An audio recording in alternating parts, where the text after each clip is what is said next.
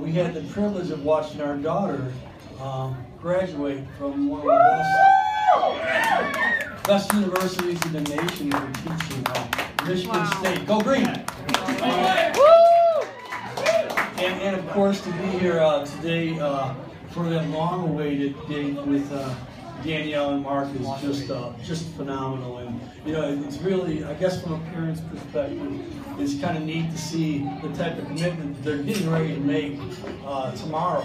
And I have to share a little bit about what that commitment looks like from the eyes of myself, quite frankly. You know, it's funny, I met Danny, I want to say it was probably junior year in high school. And now this is a very different story. Guys are always the last to find out about these things, right? I mean, Joanne's got a story on how she met me. I really can't go into it because of the nature of this audience. Just suffice to say, it was a health project. It had to do with male anatomy, and since then, school district 203 has banned it permanently. So my guess is, if you catch Joanne in a weak moment tonight, she can probably fill you in. You know, but for me, I remember our first time that I met Danielle. It was junior year, and what? Did I turn this off? No. So, anybody that knows us knows that the Kimack family are big-time dog lovers. You know, in fact, if you believe in reincarnation, if you died and came back a dog in the Kimack family, life could be worse for you.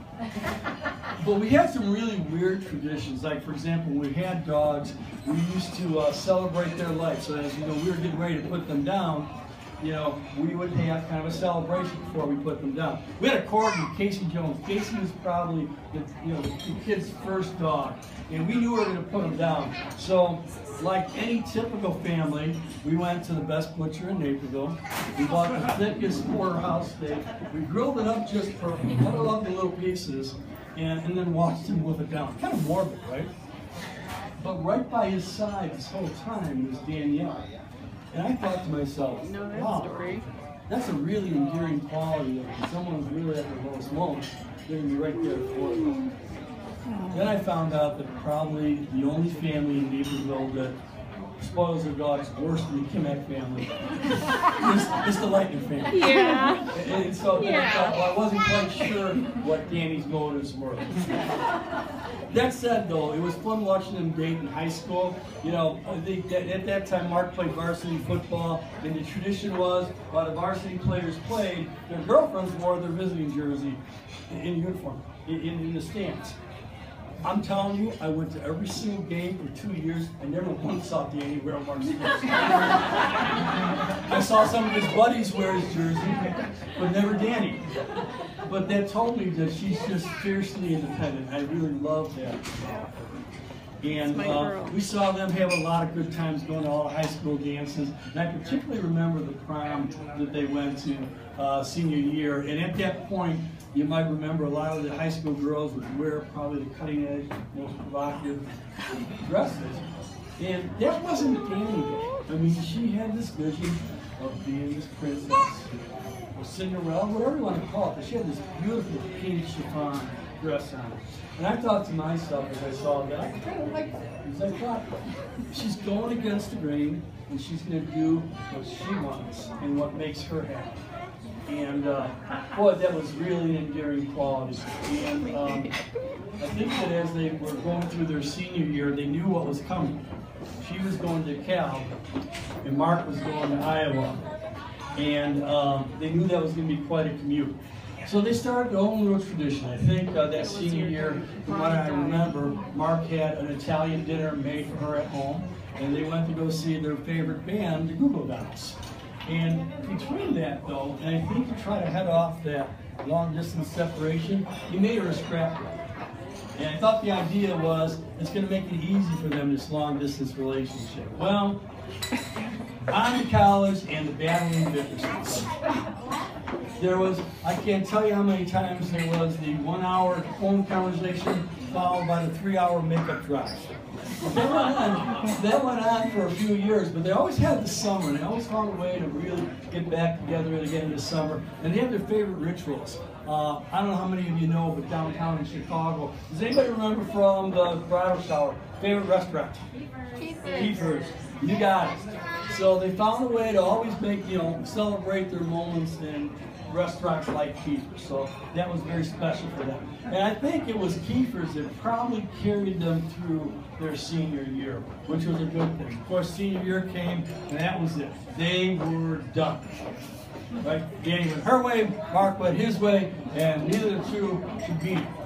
Of course, until Joanne and I would visit Mark in college, and even though they were a done deal, on Mark's desk was this photo montage with Danny in the pink dress and all the pictures from Kiefer's, and I think even that dinner they had, and we thought, right?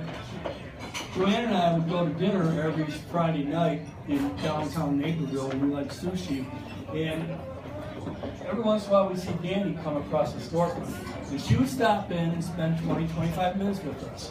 And we thought, son of a gun, we're not sure this chapter's quite written yet. And sure enough, they graduated, they matured, and then it was really an amazing thing for us to see.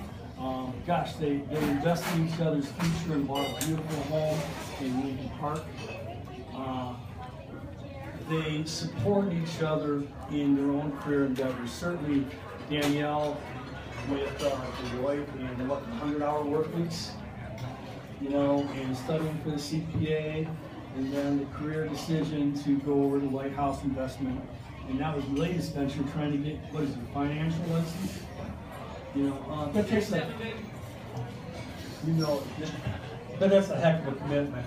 And then on the other side of that, Mark with Danielle. What Danny does with the children with autism is just sensational. And, there's a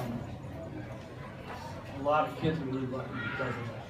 But let me ask you something, a little known fact. Did you guys know that she's 9 and old when it comes to job interviews? Who does that? It is exciting to see that she's got her newest adventure that just started this week in Winnetka. And gosh, those parents have no idea how lucky they are. They sure as heck will find out pretty soon. We just think that's sensational.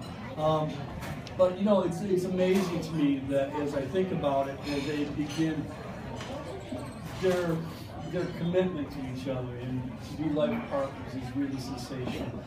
I think what we have seen is that they've grown together to be their best friend, their best companion, their best supporter. They've shown each other that they can be there through the tough times, really learn each other's boundaries and figure it out, and to celebrate like crazy during the great times. And boy, do they know how to celebrate. A couple examples. Kiefer's, they've been going there every single year. They made it a point to go there for the very last day that Kiefer was open, which the tradition says. I think that's great. You heard of the place, the American Club in Kohler, Wisconsin? A lot of people know that is like the best resort spot in the entire Midwest, bar none, right?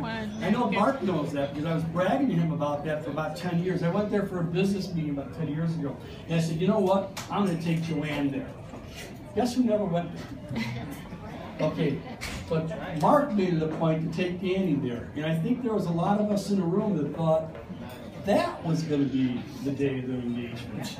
Yes. Yeah? You guys know what I'm talking about? Yeah. Right? And including Danielle. Including Danielle. And who remembers the Facebook post? Remember the Facebook post? Mark Kimack, thank you for the greatest night in my life. And we're so happy for you. And we're waiting to see the ring. What do we see? Nothing.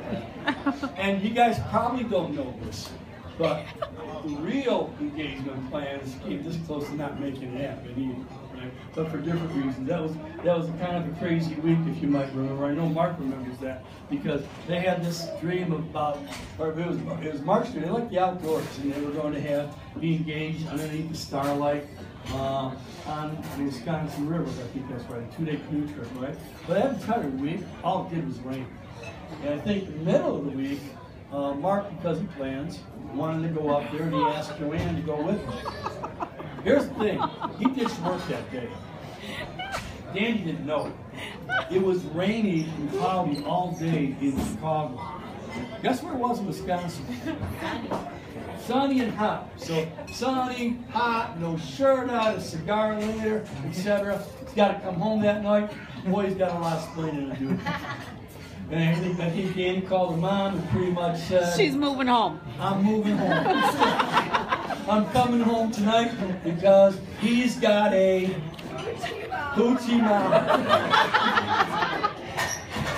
True story. True story.